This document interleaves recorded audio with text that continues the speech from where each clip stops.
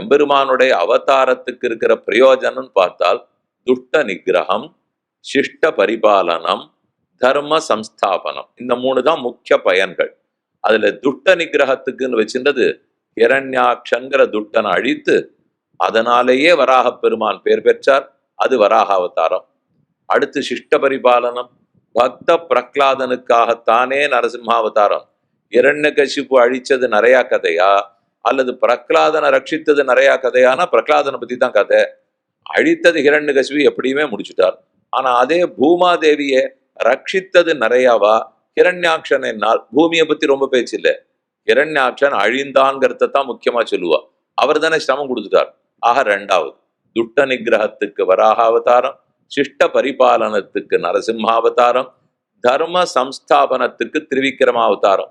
பெருமாளுடைய சொத்தை, இந்திரனுடைய சொத்தை ஒன்னு தில்லேன்னு மகாபலி சக்கரவர்த்தி எடுத்துக்கொண்டு போய்விட்டான்.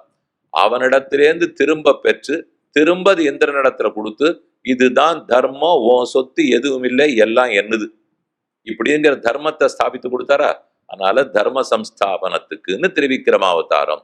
இப்படி மூணு பிரயோஜனங்களுக்காக மூணுன்னு சொல்லலாம்.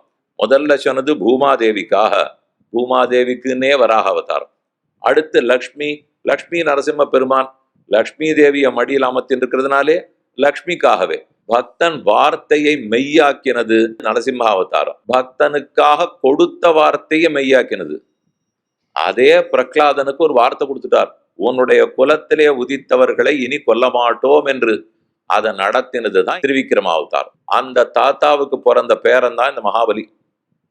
இதுதான் நேத்திக்கு இன்னைக்கு முக்கியமான தொடர்பு.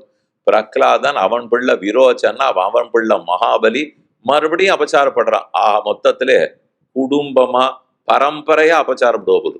நாம் எப்படி பரம்பரையா ஏழாட்காலும் பழிப்பிலோம்னு பெரியாழ்வார் பாசுரத்துல சொன்னார். என் திருப்பல்லாண்டிலேயே கூட எனக்கு அப்பா அப்பா அப்பா அப்பா 7 தலைமுறைகளுக்கு பக்தர்கள்னு அவர் பாடிட்டு இருக்கார். ஆனா இவன் 7 தலைமுறைக்கு விரோதியாவே இருப்பான் போது. அதனால அவன் பிள்ளை விரோச்சன, அவன் பிள்ளை மகாபலி, மகாபலியும் கொன்றொழித்துத்தானே ராஜ்யத்தை மீட்டிருக்க வேண்டும். அப்படி செய்யாமல் தாத்தாவுக்கு பிரகலாதனுக்கு நம்ம வரம் கொடுத்துருக்கோம், உன் குலத்துல பிறந்த ஒத்தரையும் கொல்ல மாட்டேன்னுட்டு. ஆகவே கொல்லாமல் திருவிக்கிரமாவதாரம் பண்ணார். மொத்தத்தில் பக்தனோட சம்பந்தப்பட்டதுதான் மூணுமே. பக்த பிரபாவத்தை எடுத்து சொன்னது வராக அவதாரம், பக்தனுடைய வார்த்தையை மெய்யாக்கி கொடுத்தது நரசிம்மாவதாரம், பக்தனுக்கு தான் கொடுத்த வார்த்தையை மெய்யாக்கினது திருவிக்கிரமாவதாரம்.